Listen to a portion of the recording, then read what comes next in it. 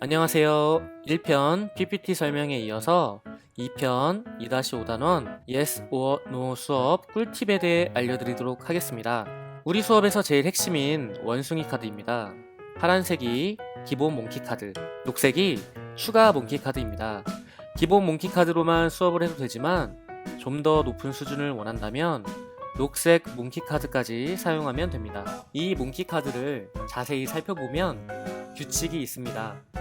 파란색 몽키 카드를 기준으로 가로는 입 모양이 똑같고 세로는 눈 모양이 똑같습니다. 입 모양은 순서대로 이빨이 보인다, 웃고 있다, 입꼬리가 내려갔다, 입을 벌리고 있다, 혀를 내밀고 있다입니다. 눈 모양은 순서대로 두 눈을 뜨고 있다, 윙크를 하고 있다, 두 눈이 X 모양이다, 두 눈을 감고 있다입니다. 이렇게 살펴보면 금방 원숭이들의 특징을 파악할 수 있습니다.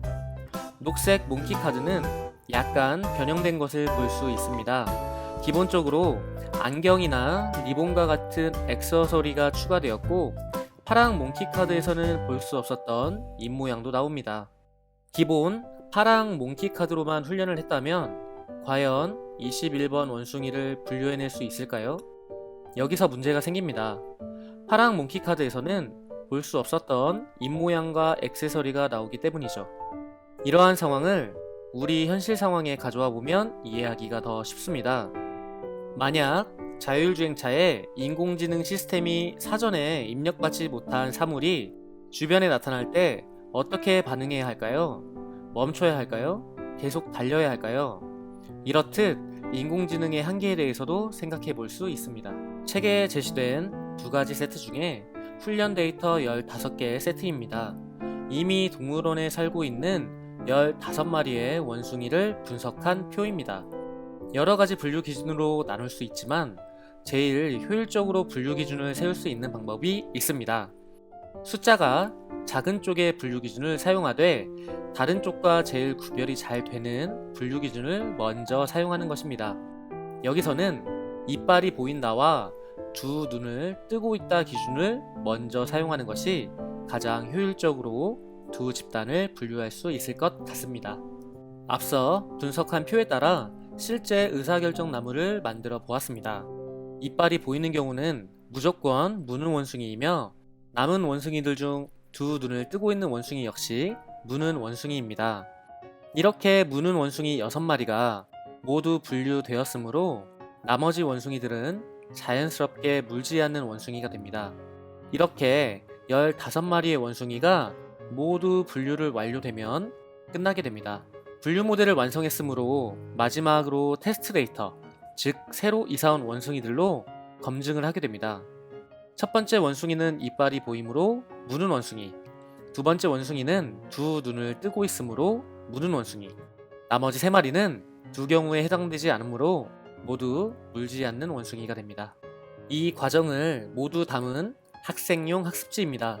A4 용지 한쪽에 딱 맞게 들어가도록 편집하였고 주의할 점은 새로 이사온 원숭이들 사진은 가려놓아야 합니다. 필통으로 가리거나 사전에 저 부분만 잘라서 뒤로 접어놓고 시작하면 좋겠습니다.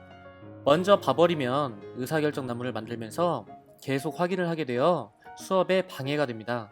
5개의 테스트 데이터를 준비하였고 맞춘 개수에 따라 정답률을 표시하게 했습니다. 학생들이 만든 모든 분류 모델이 100%가 되진 않습니다.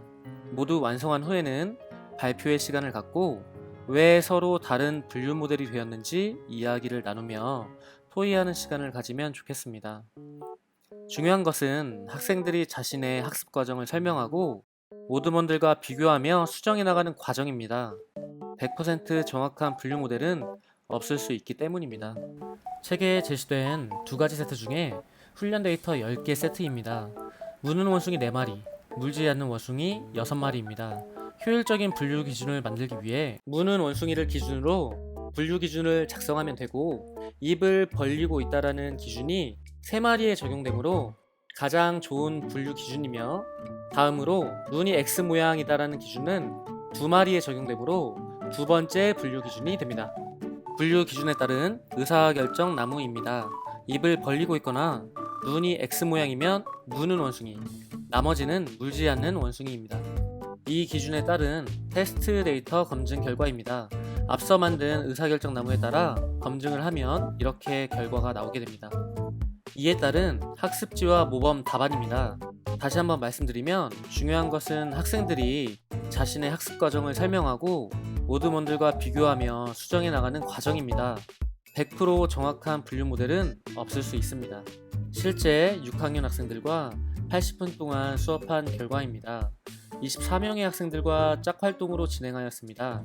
대부분 높은 정답률을 기록했고, 특이한 점은 의사결정 나무가 복잡하다고 100% 정답률을 나타내진 않는다는 것입니다.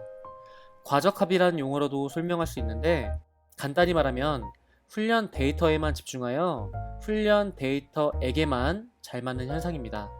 정작 중요한 테스트 데이터에서는 낮은 정답률을 보이게 됩니다. 연습만 하다 실전에서 힘을 발휘하지 못하는 것이죠. 지금까지 인공지능 분류 방법이라는 내용 요소를 의사결정 나무라는 분류 모델을 사용하여 배워보는 시간을 가졌습니다. 감사합니다.